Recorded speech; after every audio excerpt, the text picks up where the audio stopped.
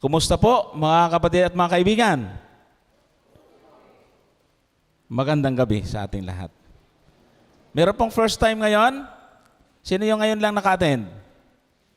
Uy, madami ah. Sayang at hindi kayo naka-attend ng mga nakaraan. At napakaganda ng ating pag-aaral. Yung iba po ay nagsisisi kung bakit meron silang nalibanan. Nitong mga nakaraang gabi po kasi pinag-aralan natin yung pinakamahalagang mga topic. Ngayon ay mahalaga din naman mga kapatid. Ayan lang yun ang mga paksa na bihirang tinatalakay, yung mga prophecy. Lalo na pinag-aralan po natin yung mga pangyayari sa huling mga araw. Lalo na po yung 666. Napakahirap banggitin kung hindi natin alam yung detail. At yun po ay ating inisa-isa at natapos po natin kagabi at marami tayong mga viewers na nagpasalamat. Pinapanood ulit tayo ngayon sa iba't ibang lugar. Marami tayong mga taga-subaybay, lalo na sa Japan, Canada, Singapore, US. Lahat po ng may internet, napakarami po nating taga-subaybay. Libo po yung ating pong mga viewers tuwing gabi. Ngayon, ang ating pag-aaralan mga kapatid ay pinamagatang ang daan tungo sa magandang buhay. Ayan, sino ba ang ayaw na gumanda ang buhay? Lahat naman tayo, siyempre. Hindi ko na kayo tatanungin. Kasi kung meron man ditong ayaw gumanda ang buhay, lalo na yung kanyang kalusugan, at sasabihin, ayoko ng magandang buhay at ayoko ng walang sakit. Nako, delikado yon mga kapatid. So muli ay hahanguin po natin sa banal na kasulatan. Ganun pa man, ay meron po tayong mga reference at mga patutuo kung paano nga ba ang layunin ng Diyos at paano po nalihis ang tao doon sa talagang layunin ng Diyos na magkaroon tayo ng masayang buhay at magandang uri ng pamumuhay. Ang pagpili natin ngayon sa ating buhay o anuman ang ating ginagawa ngayon, lalo sa mga bata, maniwala kayo sa hindi, ito ay dadalhin po ninyo sa inyong pagtanda. Ibig sabihin, kung ano ang lifestyle mo ngayon, sa iyong pagtanda, doon mo ito mararamdaman. Meron po mga tao na habang malakas ang katawan, kahit na sabihin masama yung isang bagay na kanyang ginagawa, sige lang. Pero pag matanda na, ay kakantalan lang ng kung maibabalik ko lang. Kasi nagsisisi na. Dati ay talagang ako kapag naglaro ng basketball, kahit maghapon, di ako napapagod eh. Kaya lang pagkatapos ko maglaro, hugas ng paa. Pagkatapos ay minsan naliligo pa kahit na halos kalahating araw na laro. Ngayon, pag sinumpong ako ng arthritis, ay yan na nga ba sinasabi. Inaani na natin ang ating ginagawa nung tayo ay mga bata pa. Ang mga sakit ba na nakukuha ng mga tao ngayon ay tsamba lang mga kapatid? O yun ay ginusto nila? Meron tayong health lecture na ginagawa ni Brother Sam. So, minsan ang tao nagsisisi, bakit pa kasi ako nagkasakit ng ganito? Siyang dapat tanungin, bakit nga ba? Ikaw ang may gawa kung bakit nakakasakit tayo ng ganon. Dahil sa totoo lang, kagagawan po natin yon mga kapatid. Kaya, ang mga taong ayaw makikinig doon sa kahalagahan ng uri ng pamumuhay, ay bandang huli, siya rin ang mag-aani nito. Ang buhay natin, lalo na yung ating kalusugan mga kapatid, ay hindi ito katulad ng dice, na pagka hinagis mo ng ganon, ay patsambahan. Hindi po ganon mga kapatid. Pag pinagulong natin yan, kung ano ang umibabaw, yung score mo. Hindi po ganon. Pero may mga tao na ganon ang paniniwala. Kahit ano naman anyang gawin mo ngayon kung yun ang kapalaran mo, may mga ganyang katuwiran ng tao Kahit anong gawin mo, kung hindi naman yan ang gusto ng Diyos sa'yo, ang itinadhana sa'yo, ay wala rin. Mga kapatid, mga kaibigan, maliho yun. Destiny is not a matter of chance but a matter of choice. Ang ating pong buhay sa darating ay hindi magiging tsamba, kundi ito ay kalimitan ay sa pamamagitan ng ating pagpili.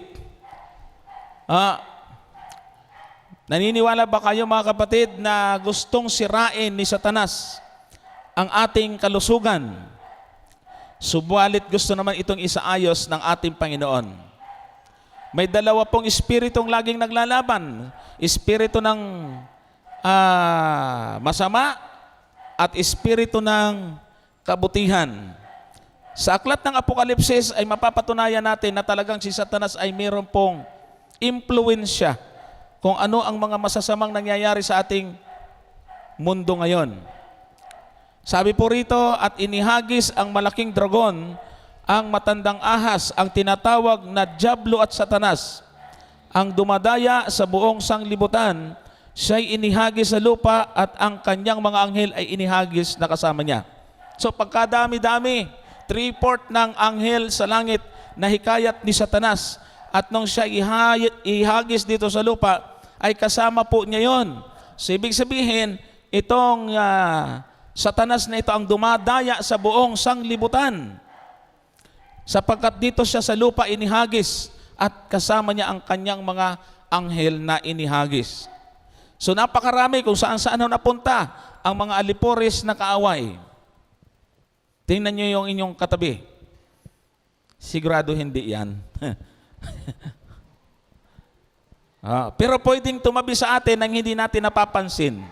Guguluhin tayo sa ating pakikinig at pwede rin kung ano-anong gagawin para hindi natin maintindihan ang bawat mensahe. At lalo na mga kapatid, siya ay araw-araw na aktibong gumagawa para sirain ang orihinal na panukala ng Diyos.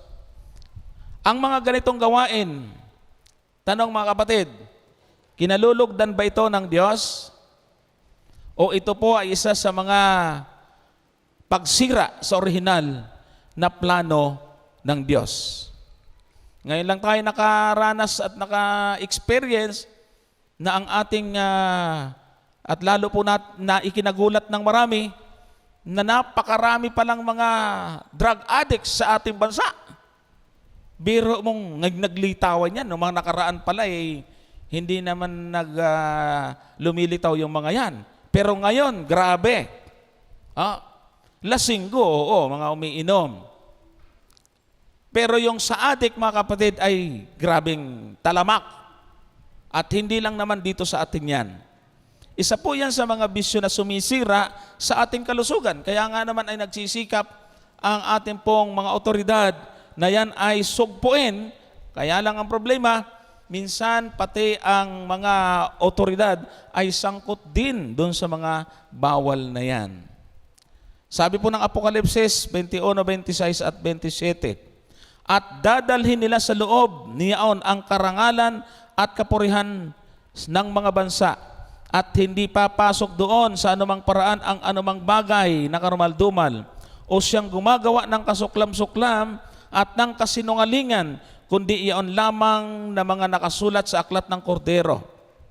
So ibig sabihin ay may babala ang Panginoon na ang bibigyan lamang niya ng puwang doon sa kanyang inihahandang tahanan, mga kapatid, mga kaibigan, ay ito lamang na mga tao ang nag-iingat sa kanilang buhay, sa kanilang sarili, ay iniingatan ito na huwag pong makagawa ng anumang bagay na hindi kinalulugod ng Diyos.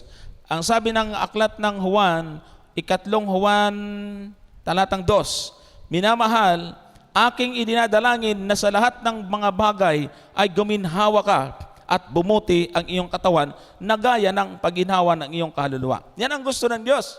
Na ano po ang sabi? Ay guminhawa ka, bumuti ang iyong katawan, gaya ng pagginhawa ng iyong kaluluwa. Ibig sabihin, ayaw ng Diyos na takikita tayong may sakit, ayaw niya na mayroon tayong problema sa ating kalusugan. Hindi ho natutuwa ang Diyos doon. Yun nga lang, tayo po ang may kagagawan para ito ay masira. Ang Biblia ay may nagtuturo tungkol sa atin, tungkol ako paano natin mapapalusog at maalagaan ang ating physical, mental at emotional. Sabi niya sa sulat ni Apostol Pablo, Sa unang Korinto 6:20, sapagkat kayo'y binili sa halaga, luwalhatiin nga ninyo ng inyong katawan ang Diyos. Tayo ay binili ng dugo ng ating Panginoong Jesucristo, sa pamamagitan ng ating katawan ay luwalhatiin natin ang Diyos. Paano ba natin luluwalhatiin ang Diyos sa pamamagitan ng ating katawan? Sa Jes 30:31, ang sabi po diyan, kaya kung kayo'y nagsisikain man o nagsisiinuman o anuman ang inyong ginagawa, gawin ninyo ang lahat sa ikaluluwalhati ng Diyos. Pansinin po ninyo mga kapatid, mayroon 3 bagay na ating patatalakayin ngayong gabi. Ang sabi po yan, nagsisikain, nagsisiinom, at yung mga ginagawa. Sabi po ni Pablo, ay gawin natin sa ikaluluwalhati ng Diyos. Ibig sabihin, sa ating mga ginagawa, hindi lang tuwing nagwo-worship tayo, sumasamba, yun lang natin niluluwalhati ang Diyos. Sa paraan ng ating pamumuhay, yung kung ano man ang ating ginagawa, isang bagay na dapat natin tandaan, na baka may nagagawa tayo na hindi natin naluluwalhati ang Diyos. At ganon din sa ating pong mga iniinom. At ganon din po sa ating mga kinakain. Kaya nga sabi, yung ating katawan na isang paraan magagamit natin sa pagluwalhati sa Diyos sa pamamagitan ng kinakain, iniinom at ng mga ating ginagawa. Binili tayo tinubos tayo ng dugo ng ating Panginoong Jesucristo. Nung mamatay siya sa cross, ay yun ang katubusan. Katubusan ng lahat ng tao yan mga kapatid. Taong nabuhay na noon, taong hindi pa nabubuhay nung mamatay siya, at hindi pa ipinanganak ngayon. Sakop na noon. Ang kailangan lang ay maintindihan at malaman ng mga tao ang pabalita ng kaligtasan o yung tinatawag na gospel, yung mabuting balita. So, tingnan po natin mga kapatid, may mga bisyo na sumisira sa ating katawan. Pasintabi po doon sa mga merong mga ganitong uri ng bisyo. Yan o, ikasama pong itinuturo. Dahil ang Panginoon, nung andito po siya sa lupa, ay hindi lang basta siya nangaral. Nagpagaling din siya ng mga may sakit. Ibig sabihin, ang concern ng Panginoon sa tao ay hindi lang basta sa ikaligtas, kundi concern din po siya sa kalusugan ng tao. Ang mga nitong gawain ay hindi nakapagbibigay luwalhati sa Diyos katulad ng gusto ng ating Panginoon na nakasulat sa binasa nating talata. Sa halip na ang mga katawan natin ay dapat maiharap natin na kalugod-lugod sa ating Panginoon. Ang sabi ng iba, di ko na matatanggal ito. Kamamatayan ko na ito. Ay sigurado talaga yan. Mas mabilis pa.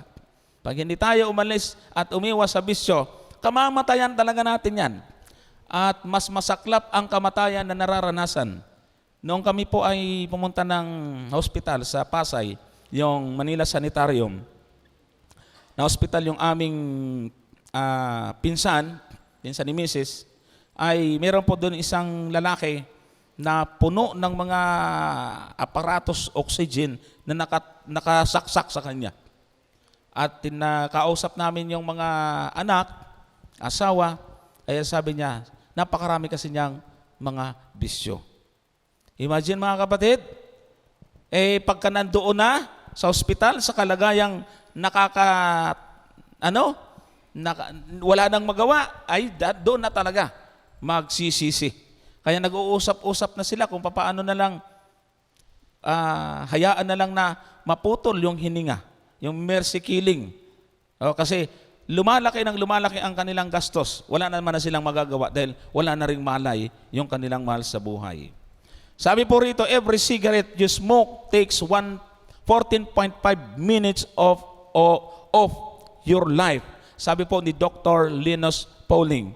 Ibig sabihin, sa mga chain smoker, mga kapatid, sa bawat sigarilyo, no? Sa bawat isang stick ng sigarilyo ay meron pong 14.5 minutes na nababawas sa kanyang buhay.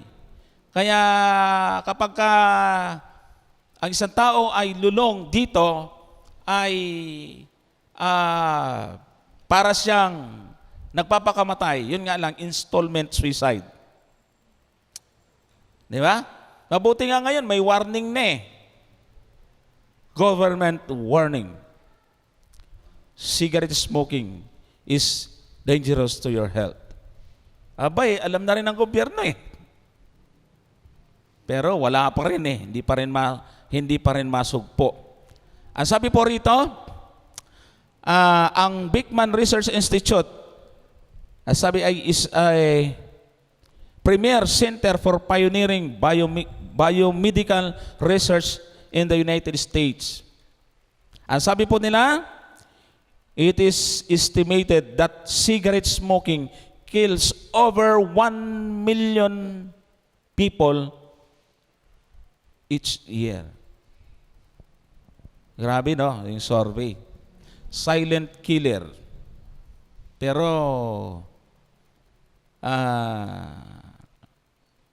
tanggap ng marami.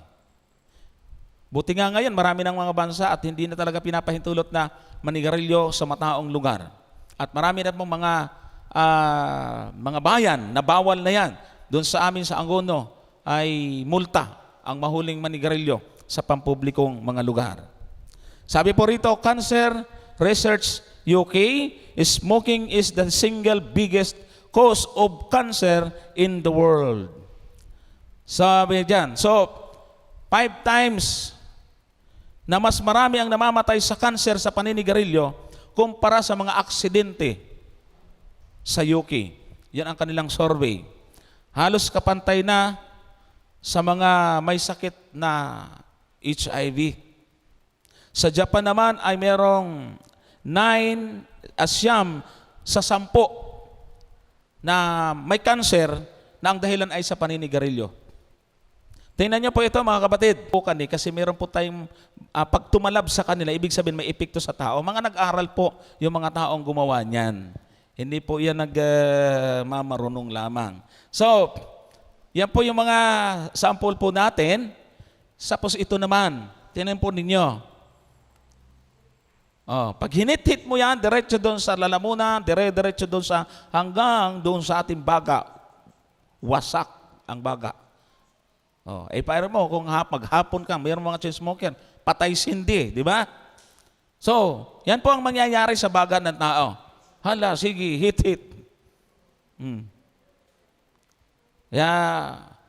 Mga kapatid, ito yung mga bagay na dapat po natin isinasaalang-alang. Wala namang kaming kikitain dito kung hindi tayo makikinig dyan. Yan po ay talagang mga pinag-aralan kung gaano ito nakakasira. Tingnan mo po yung mga nicotine, yung epekto ng nicotine. Bumabara doon sa mga ugat, lalo na po doon sa arteries, doon sa ugat patungo, daluyan patungo sa puso. Bumabara po doon sanhi ng nicotine. Ayan. Kaya, pinakamaganda hanggat may pag-asa pa, tigilan na po natin yan, yung mga bisyong iyan. Kasi sabi po ng Roma 6:16, hindi ba galing nyo nalalaman na kung kanino ninyo inihahandog ang inyong mga sarili na pinakaalipin upang tumalima, ay kayo'y mga alipin niyong mga tinatalima. Maging ng kasalanan sa ikamamatay, maging ng pagtalima sa ikapagiging matuwid. Sabi po ni Dr. Melvin Nestle of the University of South Carolina, observe how alcohol affects the blood. So sabi po dito, ayon sa kanyang pagsusuri, mga kapatid, natuklasan niya kung paano nakasisira sa ating katawan at sa utak ng tao ang alak. Meron tayong tinatawag na red blood cells. Ito ang nagsusupply ng oxygen sa ating mga bloodstream. At sa pamagitan ng mga selula, inihahatid ito sa buong katawan ng tao. Meron tayong pinakamanipis na ugat na kung tawagin ay capillaries. Makakapasok lang ang red blood cells dito sa manipis na ugat na ito kung maganda ang daloy at maganda yung kondisyon ng ating dugo. Pag yan po ay malapot dahil sa cholesterol, dahil sa nicotine, dahil sa mga anumang mga bagay na pinapasok natin sa ating katawan, ay hindi makakapasok ho doon So, hindi magiging regular or normal ang supply ng oxygen. Kaya ang resulta, maraming iba't ibang mga sakit. Pinalalapot po ng ang dugo ng nicotine, kasama na rin po ang contribution ng alak. Kaya hindi makadaan dito sa manipis na ugat na ito. Kaya sumisikip at ang nagiging epekto po nito, minsan madaling paglabo ng mata o kaya magkakaroon talaga ng problema sa mata. At ang karamihan naman ay yung utak ng tao. Yung ating mga brain cells, mga kapatid, ay hindi ho nare-repair, hindi ho napapalitan yan. At napakarami pong brain cells ang sinisira ng sigarilyo at the same time yung alak. Papaano para papasok ang banal na espiritu sa mga isip o isipan ng mga tao kung nauna na ang espiritu ng alak? Iba na po yung tinatawag po nating espiritu ng alak. Ang utak natin ang ating ginagamit upang makipag-usap sa Diyos. Yung ating faith, yung ating panampalataya, yung ating ginagawa para mag-worship sa Kanya. Utak ho ang ginagamit po natin doon. At ang utak na yan ay pinaparalisa ng mga bisyo, yung alak at sigarilyo. Kaya ito'y isang paraan ng kaaway para sirain yung pangunahing paraan na ginagamit natin para makipag-communicate sa Diyos. Talagang magaling ang kaaway. Si Satanas, alam niya kung ano ang sisirain, yung connection natin sa Panginoon. At ito yung mga bisyo na kanyang ipinopunla sa atin. Napansin niyo kung ano ang mga brain cells na sinasira ng alak? Ito yung mga selula na nagbibigay sa atin ng kakayanan kung ano ang tama at mali. Ganoon naman yung mga lasing, di ba? Paano niya nagkaroon ako ng sugat dito? Hindi na alam. Pati man tanda, ginagahasa na. Wala na sa sarili. Tingnan niyo po, sabi ni Haring Solomon, Kawikaan 20 talatang 1, ang alak ay manunuya, ang matapang na alak ay manggugulo, at sino mang napaliligaw sa kanya ay hindi pantas. Pero bakit ba mayroong hindi marunong mag-English pag nalalasing English ng English? Parang mali yata talata, nagiging pantas eh. Pero marami din mo mga professional na ihi na sa salawal paglasing na. Kaya mas tama pa rin yung Biblia. Nawawala na sa katinuan. Ba? Sabi ng 23:29, sinong may kapanglawan, sino may pakikipagtalo, sinong may daing, sino ang may sugat na walang kadahilanan, sino ang may maningas na mata. Silang nangaghihintay sa alak, silang nagsisiyaon upang humanap ng pinaghalong alak. Ba, noon pala may hinahalo ng alak, Huwag kang tumingin sa alak pagka mapula, pagka nagbibigay ng kanyang kulay sa saro. Pwede niya yung puti, hindi pula.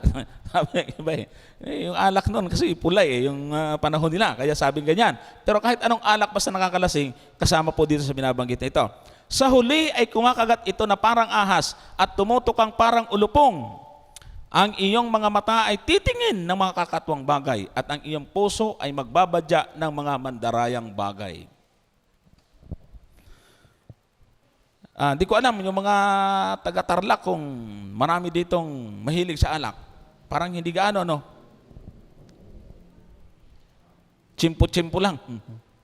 Pero ganun pa man, ay hindi ho magiging maganda kung yan po ay magiging makasanayan natin. Sabi nga nila, pakunti-kunti lang, Brad. Doon naman nagsisimula, pakunti-kunti, kadadagalan, pakunti-kuntinir na. Magastos na po mga kapatid. Wala akong idudulot na maganda yan. Ang pangunahing namamatay sa aksidente dahil po sa mga nakainom. Kung titingnan po natin yung survey. So God promised to give us abundant health. Nangako ang Diyos sa atin, mga kapatid. Kailangan lang ay sundan po natin kung ano ang kanyang kalooban.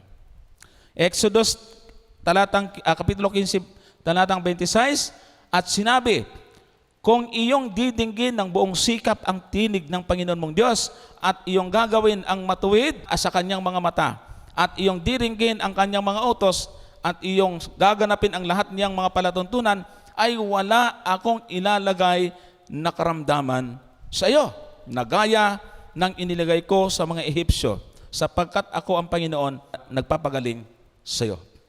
So yan po ang kondisyon, yan po ang tipanan ng Diyos at ng kanyang bayan. Basta susunod ka lang sa aking mga kautusan, hindi ko papahintulutan ang sakit na mangyari sa iyo. Sa madaling salita, kung sa simula pa lamang ang tao ay sumunod na sa tamang paraan ng pamumuhay na ibinigay ng Diyos na guidelines, ay hindi natin mararanasan yung kung ano-anong mga sakit na nararanasan natin ngayon. So, nang likhain ng Diyos si Adan at si Eva, mga kapatid, kung ating babalikan, ay sinabi na niya yung original diet, yung original na pagkain. Nilikha niya yung mga pananim, yung mga prutas, upang ito ang magiging pagkain ni Adan at ni Eva. Sabi niya sa 1:29, at sinabi ng Diyos, narito ibinigay ko sa inyo ang bawat pananim na nagkakabinhi na nasa ibabaw ng balat ng lupa, at ang bawat punong kahoy na may bunga ng punong kahoy na nagkakabinhi sa inyo'y magiging pagkain. So, walang duda mga kapatid, tingnan po ninyo ang Biblia kung inyo babasahin. Sa aklat ng Genesis, bago nagkaroon ng gunaw, bago nagkaroon ng baha, ay wala ho tayong mababasa na may kumakain ng karne. Sapagkat sa kupo ito, kahit na sila'y nagkasala na, ay ito pa rin po ang ibinigay ng Diyos sa kanila. Kaya lang, after na sila'y magkasala, sabi ng Panginoon, kailangan na nilang magtanim. Kasi bago sila magkasala, mga prutas lang sana ang binigay sa kanila. Nung sila'y magkasala, ay doon na pinahintulot yung magkakaroon ng tanim, tapos mamumunga, yun ang magiging pagkain nila. Magtatanim at yung iba magkakaroon ng laman, ayun ang magiging pagkain. Pero dati prutas, mga kapatid. Pero wala po talagang hayop na ipinahintulot that time. The Eden diet was a vegetarian diet, kung titingnan po natin. Kaya ito po yung mga masustansyang mga pagkain. Pero marami po ang mga tao ngayon, takot sa gulay, ayaw na sa masustansyang pagkain. Paano kasi sinanay naman doon ng mga magulang ng mga fast food na talaga namang malimutan na ang tamang pagkain na magbibigay ng sulusugan sa atin. Sa panahon ni Adan, tingnan niyo po yung edad ng mga tao. Si Adan, ang record po ay ang edad niya ay 930. Ang pinakamahabang edad na tao sa buong mundo ay si Methuselah or Matusalem, 969. Si Noe naman ay 950. Grabe, no? Kaya lang, unti-unti, ayun, lumiit na. Yun. Hindi naman siguro Ilocano yan. Bisaya siguro, pinakamaliit na. Pero ganun pa man, anong edad? Si Nahor, 140. Abay, karamihan ngayon, 40 lang. Wala na yung 100. Tigmaok na kaagad. So yan po yung mga epekto ng pagkain nila that time na malapit pa doon sa mga malusog at mga healthy food, mga kapatid. Kaya lang mga kapatid, after noon, nakita ng Diyos na naging makasalanan ang tao. Kaya sabi po niya, Noe, gumawa ka ng daong. At doon, nang matapos ang daong, kasi gugunawin niya ang mundo dahil makasalanan ng tao, may binanggit ho ang Panginoon dyan sa Genesis 7:1. At sinabi ng Panginoon kay Noe, lumulan ka at ang iyong buong sangbahayan sa sasakyan, sapagkat ikaw ay aking nakitang matuwid sa harap ko sa panahong ito. Naging masama ang tao, kaya sabi ni Noe, gumawa ka ng daong, mangaral ka, at sabihin mo sa mga tao na magpapadala ako ng baha, ng gunaw sa buong mundo. Ang hindi sasakay sa daong at hindi maniniwala sa iyo ay mamamatay. At tingnan po ninyo, ang mga hayop kasi, kaya meron po mga nagtatanong, bakit may mga hayop noon kung hindi naman ipapakain? Hindi po nila lang ang hayop para kainin talaga. Ipinahintulot lang yan after the flood.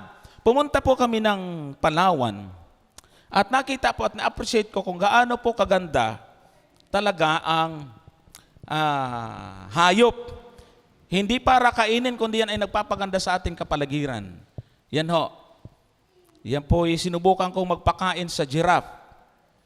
Ay talaga namang mabait, pero may bakod. Kasi itong giraffe pala, may tupak. Pagka natipuhan kang sipain, ang sipa niya may paganon, may paganon, may paganon. Yan, kaya may bakod. So yan po yung aking may bahay. Andun din siya. Nagkukunyari siyang matapang, pero takot na baka. Pumunta po kami doon sa Busuanga, doon sa Kalawit. Nagkamukha na kami. Sinubukan po namin yan. Ang saya! Kinunta po namin niya mga kapatid. Yung iba naman ay doon naman sa ibabaw ng nagpapakain. So, ang hayop talaga mga kapatid, kaya nga may mga pasyalan ngayon na may mga hayop. Hindi po yan nilikha talaga para kainin.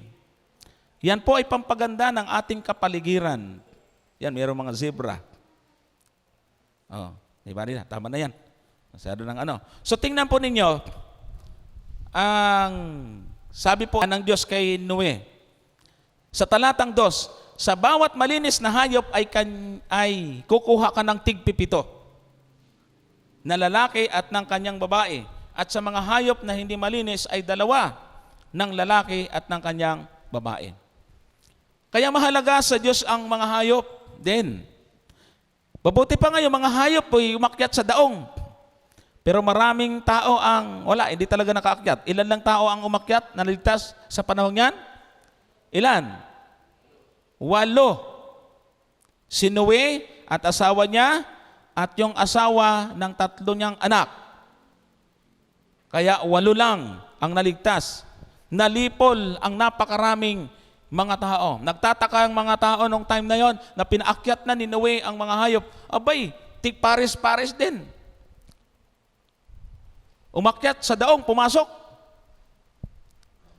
Kaya nga mabuti pa yung hayop minsan nakikinig May alaga kaming aso dati. Kahit ingihi na yan mga kapatid, kasi nakakulong lang. Kahit ingihi na, pag binuksan ko yung pinto, ingihi na yan, putakbo. Pag sinutsutot ko, ay talagang babalik.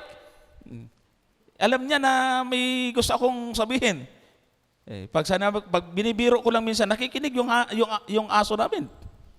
Pero bata nung kapitbahay namin, pag sinutsutan, wala pakialam. Yung anak. Mga tao ay mas matigas pa ang puso. Sa panahon ni Noe, ganyan po yung nangyari. Kaya, ang baha ay nangyari po mga kapatid, napakatagal sa 7:24. At tumagal ang tubig sa ibabaw ng lupa ng 150 araw. Ilang araw daw po na tumagal ang tubig?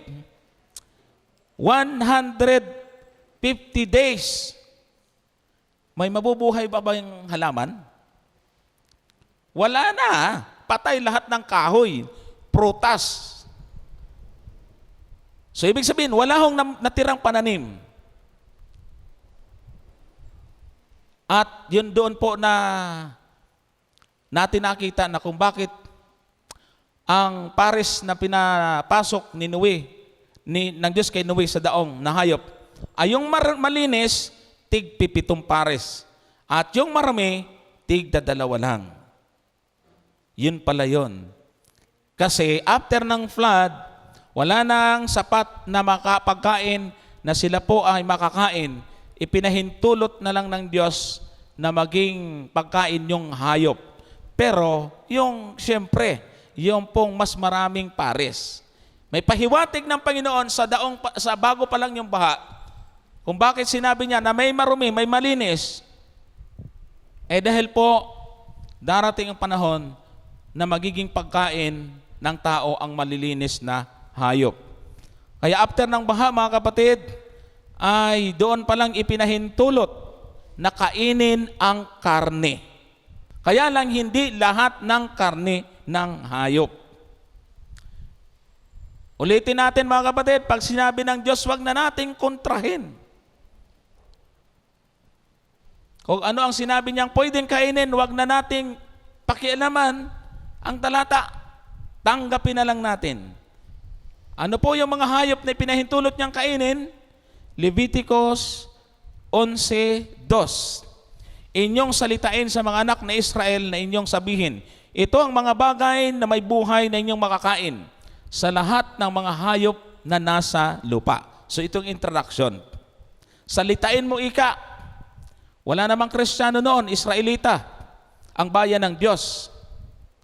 Kaya sabi po dyan, siyempre doon sasabihin ng Panginoon kung ano ang kanyang kalooban. Yun ang kanyang piniling bayan. Ito ika yung mga bagay na may buhay na inyong makakain sa lahat ng mga hayop na nasa lupa. Ano yon? May binigay po siyang palatandaan. Talatang 3. Alinmang may hati ang paa na baak at ngumunguya sa mga hayop ay inyong makakain. Dalawa ang palatandaan. Baak ang paa at ngumunguya. Isa lang naman yung hati at saka baak.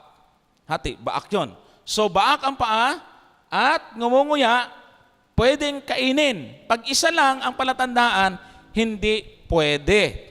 So ito po yung mga hayop na mayroon dalawang katangian na binabanggit ng talata. Ayan. Yan yung usa, yung tupa, meron dyan bandaro, no? Merong baka, merong kambing. Pag isa lang ang palatandaan, hindi pwede. Ano daw yung palatandaan? Baak ang paa at ngumunguya. Ay paano kung isa lang? Ano sabi ng talatang 4? Gayunmay, huwag ninyong kakanin ang mga ito sa mga ngumunguya o doon sa may hati ang paa. Ang kamilyo, sapagkat ngumunguya sana. Ngunit walang hati ang paa, buo ang paa niya, karumal-dumal nga sa inyo. Pag binabasa itong talatang ito, maraming mga tao nangingiwi. Mali yan. Maraming mga tao parang nilalapastangan ng salita ng Diyos. Sinabi ng marumi. Hindi, malinis yan. Gusto sila yung maging Diyos Pag sinabi ng Diyos marumi, hindi nagkakamali ang Diyos. Marumi. Yun daw hayop, ang sinampol niya kamilyo, na ngumunguya sana, pero hindi naman hati ang paa, ay karumal-dumal. Talatang 5, at ang kuniho, sapagkat ngumunguya, datapat walang hati ang paa, karumal-dumal nga sa inyo. Ang liebre, sapagkat ngumunguya, datapat walang hati ang paa, karumal-dumal nga sa inyo. Magaling ang Panginoon magbigay ng palatandaan Ang binigay niyang palatandaan ay design o hitsura ng hayop at likas yung kanyang pagnguya. Pag sinabing ngumunguya, ito po yung sa ibang sali ng Biblia, sa Tagalog Popular Version, ngumunguya mula sa kanyang sikmura. Yung pong mga hayop na yan, yung mga tulad ng kalabaw, baka, kambing, tupa, pag pinag-aralan po ninyo yung katawan nila, meron silang tinatawag na partition dito sa kanilang sikmura. Pag sumasabsab sila, nilolunok po nila yon. Habang sumasabsab, nandoon lang yun, nakaimbak doon sa kanilang sikmura. At pagka sila po ay nagpapahinga, doon nila nilalabas yun, nginunguya. Yan po ay likas ng hayop, palatandaan na yung hayop na yun ay malinis. Pero yung mga hayop na ngumunguya naman habang kumakain, pero pag wala ng pagkain, wala nang nguya, hindi po pwede yun. Take note mga kapatid, hayop baka makasalubong kayo ng taong bumili ng chewing gum. Pwede ito niya. Hayop po pinag-uusapan dito. Pwedeng kainin pagka dalawa. Pag isa lang, hindi pwede. Okay sana yan kung ang Biblia at ang Leviticus na aklat ay hanggang 6 lang, ayos na sana. Ang malungkot mga kapatid, may talatang 7. Ano nakalagay dyan? Ang baboy. Palitan kaya natin dyan. Gawin na lang natin hippopotamus. Pero baboy talaga mga kapatid Sapagkat hati ang paa at baak na tapat Hindi ngumunguya, karumal-dumal sa inyo. Kanina, yung kamilyo, ngumanguya, sana buo naman yung paa. Hindi rin po pwede. Ngayon naman baboy, baak nga ang paa, pero hindi naman siya ngumunguya ng katulad ng kamilyo. May nakipagdebate sa amin sa radyo. Nakikinig sa amin, taga-subaybay ng aming programa sa radyo. Brother Johnson, bumili ako ng 3 tali ng kangkong sa palengke. Hinagisan ko yung baboy namin. Ngumunguya din talaga eh. Sibihin, malinis. Natural, pagka hinagisan mo ng kangkong yun, ngangasabin din talaga yon. Pero after nun, hindi na siya ngunguya-nguya. Gagalaw-galaw na lang yung nguso. Hindi siya katulad ng kambing, baka, kalabaw, at tupa. Kung inyong babasahin ang mga talatang nauna, ay walang ganitong salita na karugtong. Anong karugtong? Huwag kayong kakain ng mga laman ng mga yan at ang bangkay ng mga yaon ay huwag ninyong hihipuin. Bakit ba yung mga nauna ay wala namang binanggit ng paghipo? Basta bawal ang kainin. Ibig sabihin, ito po ay darating yung time, magiging subukan talaga ito sa pananampalataya ng bawat isa. Alam nyo, sa aking mga pangangaral, pagkatapos na natatalakay namin ito, kinabukasan, kunti na nabalik eh. Dahil lang sa baboy. Natisod, hindi nila maipagpalit yung Panginoon sa baboy eh. Mas mahal nila ang baboy kaysa sa Panginoon. Ganun ba? Nako, sa baboy na ako kaysa Panginoon. Ayun, hindi na bumalik. Sana wag naman ganun.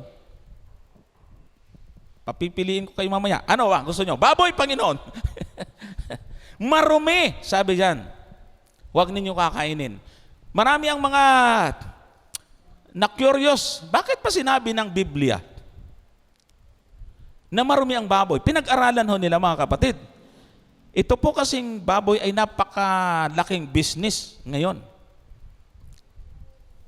Kaya marami po ang nagre-relihiyon ngayon. Huwag na dyan sa Sabadistas, bawal baboy. Doon na tayo sa born again. Masaya pa. Ganun talaga eh. Choice, ano yan eh. Pagpili nyo yan, pero hindi yun ang gusto ng Diyos. Ang gusto ng Diyos, tanggapin mo hindi, sabihin mo kung anong totoo. Ito po, pinag-aralan po nila yung karne ng baboy. Bakit sinabi ng Panginoon na ito ay marumi? Nagkaroon ng examination, mga kapatid. In-examine po nila yung laman ng baboy. Kumuha po sila ng kapirasong karne, ginupit po nila, tapos sinili po nila sa microscope. Mga kapatid, ito gawa-gawa, mga taong nag-iisip, mga taong may utak. Bakit ba binanggit sa Biblia na banal na aklat ang baboy marumi? Pinag-aralan po nila. Ano nga bang meron sa baboy? Hanggang sa tiningnan po nila at sinilip po nila ito. At meron po silang na-discovery. Meron po silang nakita, mga kapatid. Ayan o. Hindi natin maintindihan yan kasi hindi naman tayo doktor at hindi natin mabasa. Pero yan po ang nakita nila. Nang ibig po sabihin ay meron pong nakita po sila na isang uri ng bulate na kung tawagin po ay Trichina larva. Ang Trichina larva ay pinag-aralan po nila. Ito'y hindi na imamamatay sa init at hindi rin ito namamatay sa lamig. Ilagay mo sa refrigerator, buhay yung bulate na yon. Prituhin mo, hindi ho ito namamatay basta-basta. Napakatindi ng worm na ito. Talagang ito apoy pinag-aralan po nila at ang nakita po nila doon sa ating nakitang video ay ito, Trichina larva.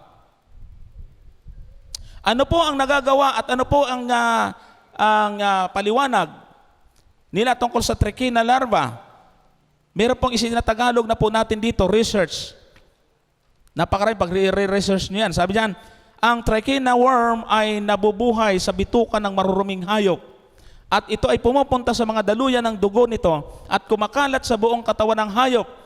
Ito ay isang pinakamaliit, subalit mahabang bulate na masusumpungan sa mga maruruming hayop tulad ng baboy, pusa at mga wild carnivores animals. So, hindi ito makikita, kaya kinakailangan nila ng microscope. Siguro ang tanong natin, bakit ganon ang maruming hayop? Siyempre po, ang Diyos ang may likha sa kanila. Bawat hayop ng likha, may kanya-kanyang purpose, may papel dito sa mundo yan. At para malaman mo kung ano ang papel ng hayop, ano ang function niya sa mundo, pakawalan mo. Yung hayop, yung aso, pakawalan mo yan, hindi talaga yan aalis sa bahay. Kaya ang tawag sa kanila ay bantay. Man, best friend. Nagagamit na rin ngayon para matrace yung mga bawal na gamot, yung mga drugs. No? So, kumakahol pag mayroon tao, bantay. Yung manok ay nagbibigay ng sign kapag malapit ng mag-umaga, tumitilaok. Yung mga babae naman, nangingitlog, nagiging consumption ng tao. Yung pusa naman ay nandyan din, alaga rin sa bahay. Yung kabayo, sinasakyan. Yung kalabaw, yung baka, pang-araro. Yung pong mga tupa, kambing, ay nagiging pakinabang ang kanilang gatas. May kanyang function. Ang baboy, may nalaman na kayo, nagagatas na baboy? Bakit nga ba wala? Mataba naman. Pwede namang maggatas yan. Kung umanak yan, kadami-dami. E di hamak na mas marami ang gatas niyan kaysa sa kambing. Pero may nakita na kayong tinitinda. Gatas ng baboy, gatas ng baboy. Yaak. Hindi talaga po pwede, mga kapatid. So, ibig sabihin doon pa lang may idea na tayo eh. So, pag pinakawalan mo ang baboy, malalaman mo kung ano ang kanyang function sa mundo. Bakit siya ginawa ng Panginoon? Kaya ang definition ng encyclopedia sa baboy is scavenger. Anong ibig sabihin ng scavenger? Tagalinis. Basuriro. Doon sa amin sa Masbate, namumuhay kami sa may bundok, wala pong CR doon. Bayabasan lang. Talo-talo na. Ay wala. Hindi pala. Mali palang walang CR doon. Maraming CR doon. Kahit saan ka lumingon, CR. Pagka nakakaramdam ka, takbo na doon sa bayabasan. Yung pong mga baboy, nag-aabang na. Ay, nung ako'y maliit pa meron akong paboritong pwesto. Pagka naglalakad na ako palabas ng aming baryo, may mga baboy yung kapitbahay namin, alam din kung saan ako pupunta. Nakasunod na yan. Alam na, pagdating doon, nakaupo ako, nakaabang na sila eh. Pagtayo ko, doon ako magsusuot ng short, agawan na yon. So ang baboy ay kinakain niya yung mga bulok. Ang tao, pag kumain ng pagkain na meron ng pong panis na, meron ng hindi bad bacteria, magkakasakit tayo pag kinain natin. Bakit? Yung ating katawan ay hindi nakadesign doon sa mga sirang hindi magandang pagkain. Pero bakit ba yung baboy kahit nakainin niya yung bulok, yung aso, pusa, o ano pa, ay hindi siya kasi may inilagay na ang Diyos sa kanilang bahagi ng kanilang sistema na mas matapang pa kaysa mga bulok at sa mga bakterya na nasa bulok na pagkain. Kaya pag kinain sila ng baboy yon, hindi siya apektado. Mas matapang yung kanyang parasitos na nasa kanyang katawan. Kinain mo ngayon yung baboy. Yan. Sasabihin ng doktor sa'yo, may sakit ka. Trichinosis. Kakakain mo ng baboy. Kasi yung bulate na yon pwedeng matransfer. Ang dami pong mga kapatid, discovery sa internet. Kahit mag-search po kayo. Nalilipat ho, kahit naputulin, tadtarin mo yan, ang bulating yon pag naputol, nandun pa rin. Hindi ho ako nagbibiro. Talagang mga kapatid, mga kaibigan, yung pong mga research na yon ay hindi basta-basta. Mga doktor, mga medical doctor talaga nagsunog ng kilay, pinag-aralan, na-discovery po talaga nila yon. Kami may sarili po kaming experiment ng kaibigan ko sa Anguno na binata pa. Karne ng baboy, nilagyan lang namin ng soft drinks. After ng ilang araw, meron po siyang microscope, talagang meron pong mga gumagalaw. Nalitaw po talaga yun, mga kapatid. Kaya tama ang Diyos, pag sinabi ng Diyos marumi, marumi. Kaya nga tinamang magsakasaysayan. Meron pong tinatawag na mud pig disease, kaya yung tinatawag po natin foot and mouth disease.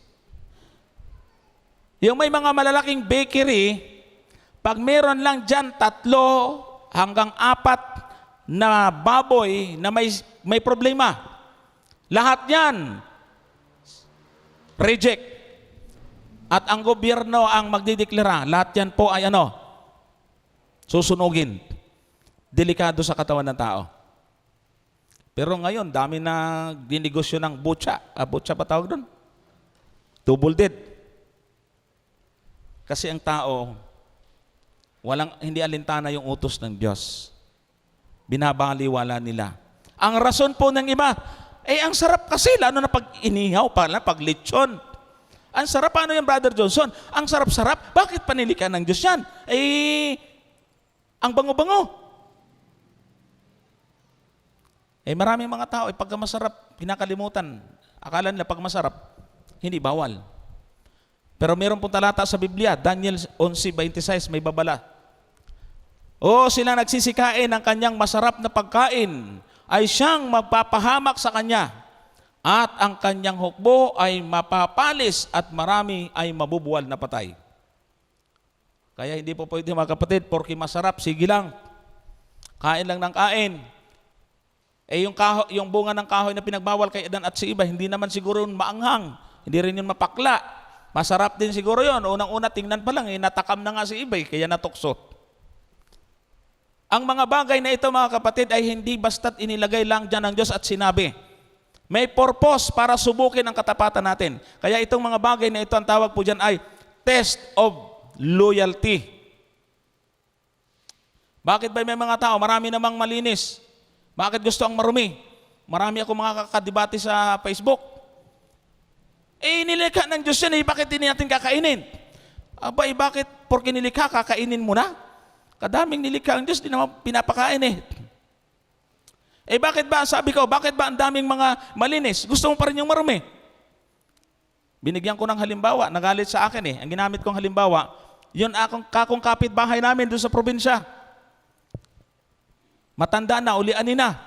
Pag binibigyan ng anak ng apo ng pagkain, bagong luto at ulam, tinatabig. Ayoko niyan, mabaho.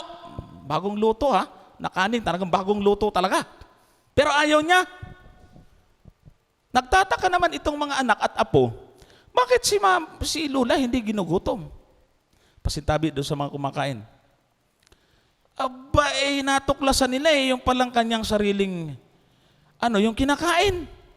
Pero doon sa bagong luto, ayaw. Kaya sabi ko doon sa kausap ko sa Facebook, okay lang yung Lula, at least ulianin. Pero kung tayo matitino ngayon, sinabi ng Diyos, bawal yan. Ito pwede. Pero bakit yung pinagbawal ng Diyos, yun ang ayaw. Parang yung lulang matanda na ulianin. Binibigyan ng masarap at bagong pagkain, malinis, ayaw. Gusto niya yung dumi. Maraming tao ang ganyan ngayon, mga kapatid. Titingin-tingin kayo dyan. Di ba?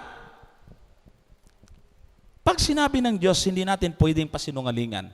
Nung inaralan ako dito at itinuruan ako dito mga talatang ito, hindi pa rin ako tinablan, mga kapatid. Dahil po ako'y taong napakatakaw ko sa baboy. Buntot lang sa akin, sulit na ako. Pag may nagkakatay, aabangan ko na yung buntot. Buntot lang. Busog na ako nun. Hindi ako nakumbinsi. Pero hindi ko naman alam nung time na yon yung mga research na pinakita natin. Basta't sabi lang sa akin, binasa lang sa akin, yung Leviticus. Pero nang mabasa ko tong talatang ito, nako, dito talaga ako nagdesisyon. Di bali na. Share ko sa inyo yung talata. Isaiah 66:15. Sapagkat narito ang Panginoon ay darating na may apoy, at ang kanyang mga karo ay magiging parang ipo-ipo, upang igawad ang kanyang galit na may kapusungan, at ang kanyang saway na may ningas ng apoy. Yung aklat na Isaiah na ito, lalo yung talatang ito, ay tumutukoy sa pagdating ng ating Panginoon. Mga kapatid, pagdating ng Panginoon ay meron ikang apoy. Ang kanyang mga karo ay parang ipo-ipo, upang igawad ang kanyang galit na may kapusungan, at ang kanyang saway na may ningas ng apoy. Ito yung paghihiganti ng Diyos sa mga ayaw makuminala sa Kanya. Talatang 16, sapagkat sa pamamagitan ng apoy makikipagpunyag ang Panginoon, at sa pamamagitan ng kanyang mga tabak sa lahat ng mga tao, at ang mapapatay ng Panginoon ay magiging marami. Take note, mga kapatid, ang pagdating ng Panginoon ay wala na siyang isa lang ang standard ng kanyang basihan sa judgment. Sa lahat ng tao makikipagpunyagi ang Panginoon sa pamamagitan ng kanyang tabak at ang mapapatay ng Panginoon ay magiging marami. Sino yung kasama doon sa mapapatay ng Panginoon? Silang nangagpapakabanal at nangagpapakalinis na nagsisiparoon sa halamanan, sa likuran ng isa sa gitna, na nagsisikain ng laman ng baboy at ng kasuklam-suklam at ng daga. Sila'y darating sa isang wakas na magkakasama, sabi ng Panginoon. Sino may sabi? Panginoon. Yung kumakain daw ng baboy at ng daga, pagtabihin mo yung baboy at daga, magkamuka. Ayaw mo ng daga, kain ka naman ng baboy, pareho lang yun. Pareho lang marumi yun. Kaya ang daga, maliit na baboy. Palakihin mo ang daga, baboy na yon. Pareho po sila ng likas. May definite na talata na ang kakain niyan ay darating sa wakas. Papatayin, sabi ng Panginoon. Sabi ng iba, hindi, sa mga Hudyo lang yan. Mali. Bakit? Sabi po ng 16, makikipagpunyagi ang Panginoon sa lahat ng mga tao. Pero anong dahilan ng iba ngayon? Hindi naman sa atin bawal yan, sa kanila lang yan. Bakit? Ang gusto mo bang sabihin? Ganito, pagdating ng Panginoon, sasabihin sa'yo, ikaw Kristiyano ka, kumain ka ng baboy, ligtas ka. Ikaw Hudyo, Israel, kumain ka ng baboy, hindi ka maliligtas. Pwede ba yung ganon? Double standard ang Diyos? Hindi pa pwede yun. Patas ang Diyos sa kanyang paghatol. At walang mga Hudyo at Israelita na kumakain ng baboy. Masilan po sila, mga kapatid. Ang matakaw sa baboy, mga Pilipino. Kaya talaga mas maraming Pilipinong uusok sa apoy. Tayo malilitsyon pag hindi tayo nagbago, mga kapatid. Imagine, mga kapatid, sigurado yan. Bakit sinabi po dyan? Silang nagpapakabanal, nagpapakalinis na nagsisiparoon sa mga halamanan. Bakit ang mga tao? Hindi, binanal na tayo, nilinis na tayo, nilinis na rin yung mga hayop. Sila daw, sabi, na nagsisiparoon sa halamanan, sa likuran ng isa sa gitna. Ibig sabihin talagang ginajustify nila. Nagsisikain ng laman ng baboy at ng kasuklam-suklam at ng daga. Sila'y darating sa isang wakas na magkakasama, sabi ng Panginoon. Hindi natin pwedeng baguhin yan, mga kapatid.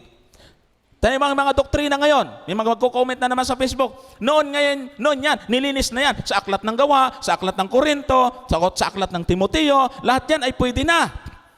Hindi po pwede, mga kapatid. Bakit? Ang palatandaan na ibinigay ng Diyos na bawal yan, ay hanggang ngayon, nasa katangian pa rin ng baboy. Baak nga ang paa, hindi ngumunguya. Kaya may kadibati po kaming naranasan namin. Malinis na, patutunayan ko, malinis na ang baboy. Tanong, yung bang palatandaan na binigay ng Diyos sa pagiging marumi ng baboy, nasa kanya pa ba? Hindi ngumunguya, katulad ng kambing, baka kalabaw. Baka ang paa nga, pero hindi ngumunguya. Tanong, nasa kanya pa ba yun? Oo, ay hindi malinis. Kasi yung palatandaan ng pagiging marumi nandyan pa eh. Ang baboy, kahit na alagaan mo, paglabas na paglabas doon sa tiyan ng nanay, alagaan mo, ibukod mo na sa kasamahan, turuan mong tumilaok, o kaya turuan mong huni ng kambing. Pwede yun? O ibig sabihin, baguhin mo yung ugali ng hayop, ng biik. Paglaki niyan, mga kapatid, palagay nyo, kahit humuni yan ng kambing, hindi pa rin yan makakanguya katulad ng kambing. Kaya ang binigay na palatandaan ay hindi sa pangalan, kundi sa likas ng hayop. Imagine that time, maraming mga tao, talagang ang gubat makapal. Hindi naman siguro nila kabisado lahat ng pangalan ng hayop. Para malaman nila kung pwede nang kainin yung hayop, titingnan nila. Tika, ano ba to? Bakang paa?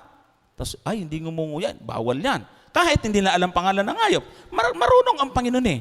Yun lang mga tao ang talagang likas na matigas ang ulo.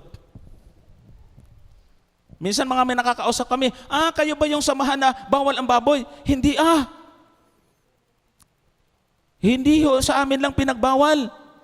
Sa lahat ng tao. Kami lang yung sumunod. Sila hindi. Kaya dito po makikita natin yung unclean at saka clean animals. Sa Levitico, sa aklat na ito, dito po nakikita natin yung detalye. Pagdating naman sa mga lamang dagat, sa talatang 9, ang mga ito rin yung makakain sa mga tubig alinmang may palikpik at kaliskis sa tubig, sa dagat at sa mga ilog ay makakain ninyo. Dalawa rin yung palatandaan. May palikpik, may kaliskis. Kung may palikpik, walang kaliskis, bawal. Kung may kaliskis, walang palikpik, bawal. Diyos ang may sabi po niyan, mga kapatid. Halimbawa, lapu-lapu. O yan, yung mga isdang bato. At ang lahat ng walang palikpik at kaliskis sa mga dagat at sa mga ilog at sa lahat ng mga buhay at sa lahat ng may buhay. Putol lang. Ibali, andyan na yung palikpik at kaliskis. So dalawa rin. Doon sa Japan, namasyal kami, dinala kami sa tabing dagat. Meron doong matandang Hapon na namimingwit. Ayan o.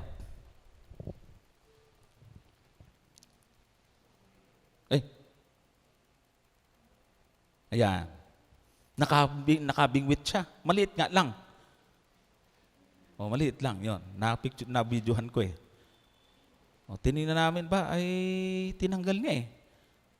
O, tapos, tinapon. Bakit? Alam ng Hapon na maruming isda. Hindi pwedeng kainin. Butiti pala. Yung nakakalason na isda. Siguro hindi nagbabasa yung Hapon ng Biblia. Pero alam niya kung pwedeng kainin yun o hindi. Eh tayo pa kayong mga Kristiyano na gumagamit ng Biblia. So bawal po yun, mga kapatid. At ang isa rin po sa pinagbabawal ay yung mga seafoods.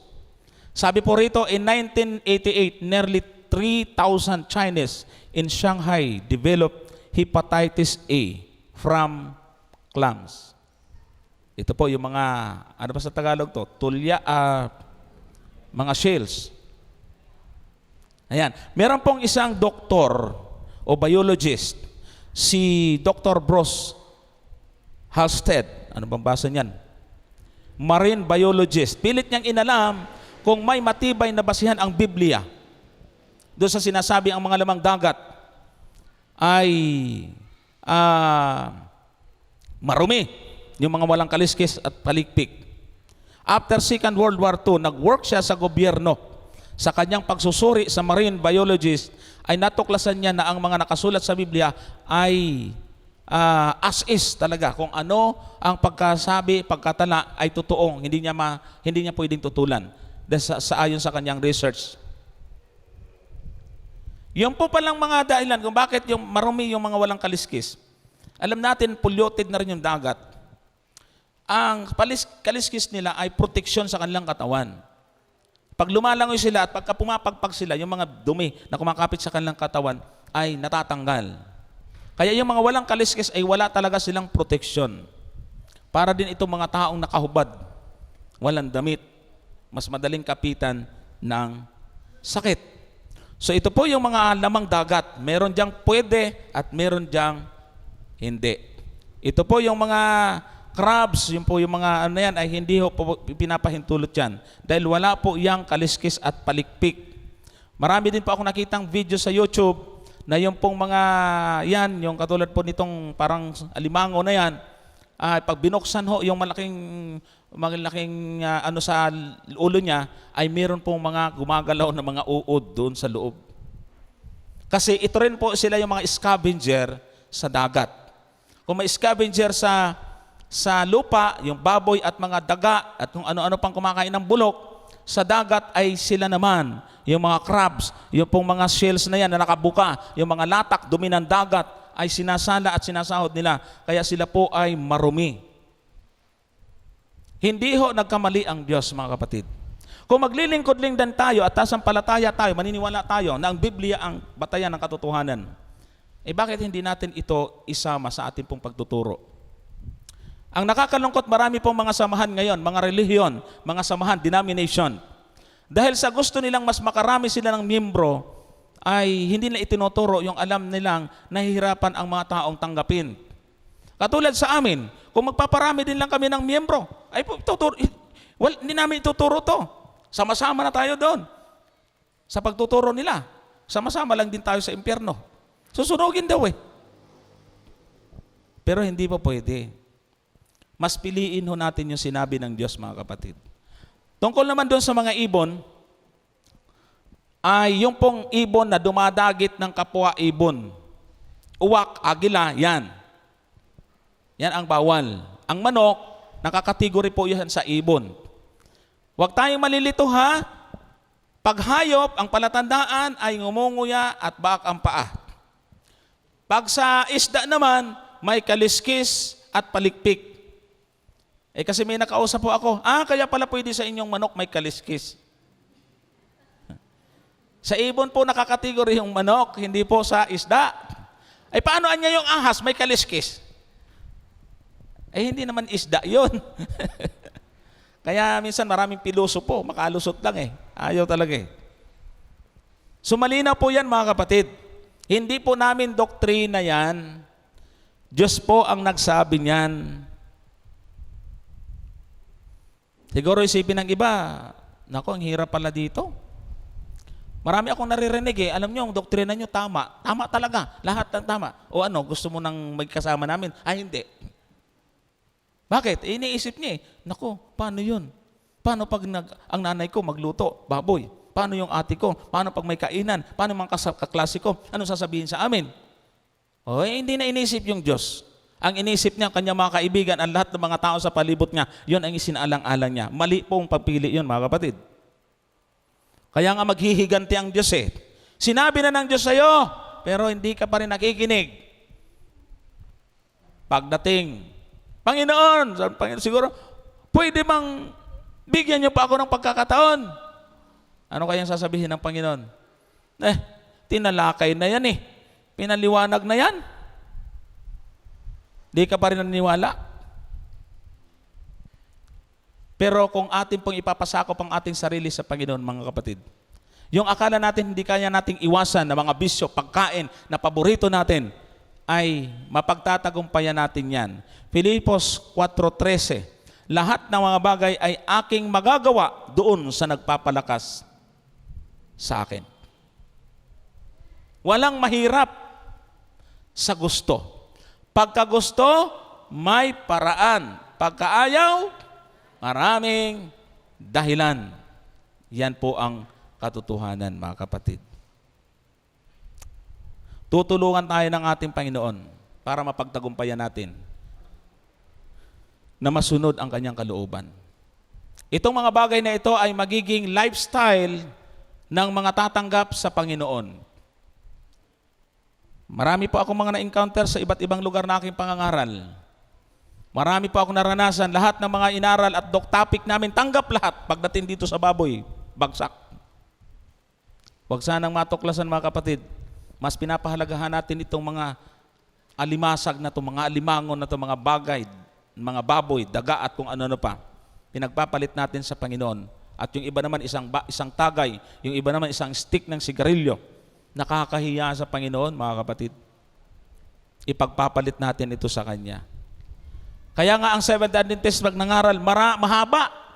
Actually, hindi pa tayo tapos Pag nag-aral po kayo, meron pong 28 fundamental beliefs ang Seventh Adventist. At hindi lang yon, walang katapusang doktrina ang meron sa Adventist kasi ang Biblia makapal. Nung ako ay nasa Bataan, meron pong 4 na pastor na pumunta sa akin, mga born again. Brother Johnson, pahingi ng mga topic ninyo kasi naubos na yung aming topic sa church. Paulit-ulit lang kami doon sa 4 na topic. Healing, baptism sa Holy Spirit, salvation by grace. Paulit-ulit na lang sa doon. Sa tuwing magsasimba, yun na lang ang sasabihin. Sabi ng mga miyembro daw wala na bang bago? Wala. Pero sa Adventist, napakarami pong doktrina ang Biblia. Hindi po pwedeng puro grace tayo. Ang sa Biblia, para hanapin mo at makamtan mo ang totoong katotohanan ay yung tinatawag po nating salvation and truth, mga kapatid. Katotohanan tungkol sa kaligtasan at biyaya, grace, at yung truth, yung katotohanan. Doctrine po yun. Isakapal ba naman ng Biblia? Hindi naman ipapasulat ng Diyos yan kung hindi yan mahalaga para sa atin. Kaya sabi ni Pablo, unang Tesalonica 5:23, at pakabanilin kayong lubos ng Diyos din ng kapayapaan, at ang inyong espiritu at kaluluwa at katawan ay ingatang buo na walang kapintasan sa pagparito ng ating Panginoong Hesukristo. Yan ho ang napakagandang pamanhik sa atin, mga kapatid. Habang tayo naghihintay sa Panginoon, hindi lang basta naghihintay. Ang tanong, ano ang ginagawa natin habang tayo naghihintay? Baka hintay tayo ng hintay. Yung dahil pagdating ng Panginoon, sabi ng Panginoon, hindi kita kilala eh. Hindi naman natin sinunod kung ano yung kanyang kalooban.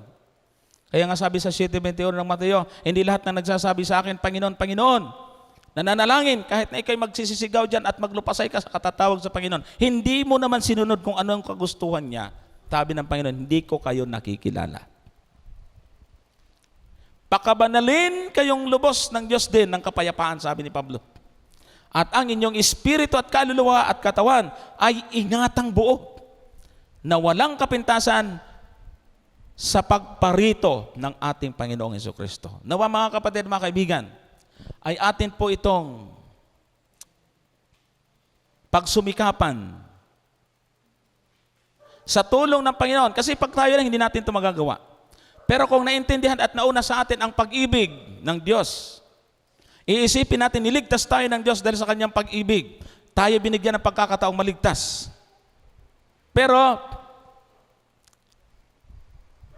binaliwala ho natin yung mga habilin, binaliwala natin, mga kapatid. Sabi po sa atin ay dapat habang tayo naghihintay, alagaan natin ang ating sarili. Iharap natin itong kaaya-aya sa Diyos. Nawa'y matuklasan na iniingatan natin ang ating buong pagkatao. Hindi lang basta't nanampalataya tayo. Hindi natin pinapasok sa ating katawan ang mga bagay na makasisira dito. Sapagkat ang ating katawan ay templo ng Espiritu ng Diyos. At ang Espiritu ay nasa atin.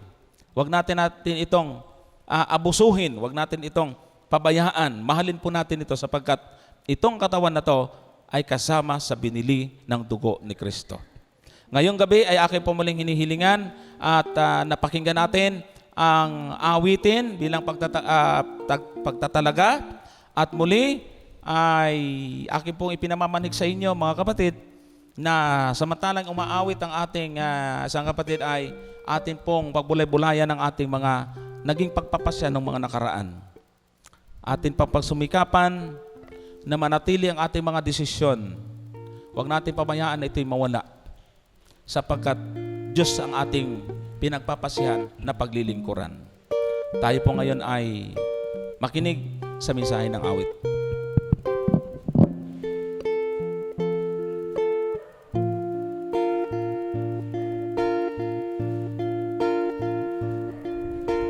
Diyos, bakit ako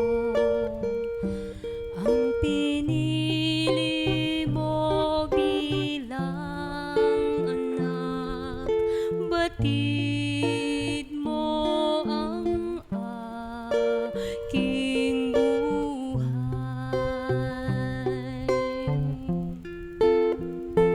Bakit pinatawad mo, nilinis, iniligtas sa krus, sala ko'y binayaran.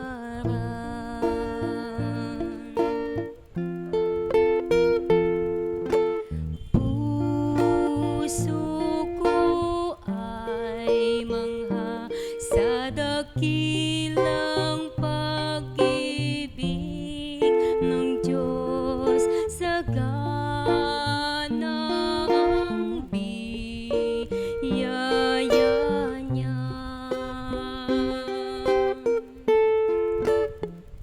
Sa bawat pag-ibig niya ay di kayang matanto, di ko na kayang maunawaan.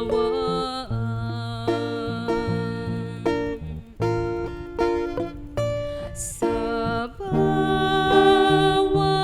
araw, Diyos, tulungan Mga kapatid at mga kaibigan, ako. katulad ng himig ng awitin at diwa, nais ng Diyos ay paglingkuran natin siya. Hindi po namin ipinapakilala ang mga sarili namin.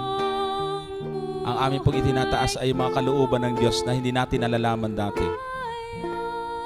Kung saan ay sa pamagitan ng ating pong gabawing pag-aaral ay nahayag sa ating kalagitnaan.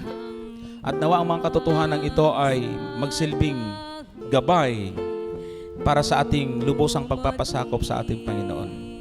Muli ko po ay tatanungin ngayong gabi kung sino man sa inyo ang hindi pa rin nagbabago ang kanilang pagpapasya na manghawakan sa magitan ng kanyang panampalataya sa ating Panginoon.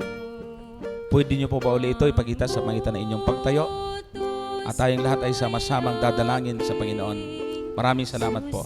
Thank you very much po. Tayo po ay manalangin. Dakilang Diyos amang banal na makapangyarihan sa lahat. Ngayong gabi ay pinasasalamatan namin kayo, Panginoon, sa patuloy ninyong pagkakataon na ibinigay sa amin sa maraming mga gabi na nakaraan. Unti-unti naming nalaman ang katotohanan at ngayong gabi isa na namang aral na galing sa inyo at hindi galing sa sino man tao ang aming napakinggan. Tulungan po kami, Panginoon, na ito'y tanggapin sapagkat alam namin na ito po ay hindi makakasira sa aming kalusugan, manapa. Ito po ay makakabuti sa aming pong katawan. Sa katawang ito na inyong binili ng inyong dugo, sa aming pong kabuuan ng aming pagkatao na ay masumpungan kaming karapat-dapat sa inyo. Maingatan po namin ang kabanalan at kahalagahan ng katawang ito. Mas nais namin, O Diyos, na tumira ang banal na Espiritu sa katawang ito. Kaya tulungan po kami na wag namin itong pasukan ang mga bagay na marumi at karumaldumal. Hinihiling namin, O Diyos, na tulungan ang aming mga kapatid at kaibigan na panindigan ang kanila pong pagpapasya. Maranasan din po naman nila ang naranasan namin kung gaano kasarap ang kuya ay paglingkuran sa aming buhay. Salamat, O Diyos, sa inyong patuloy na pagdinig sa aming mga dalangin. Ito ang aming hiling sa pangalan ng aming tagapagligtas, ang aming Panginoong Hesus. Amen.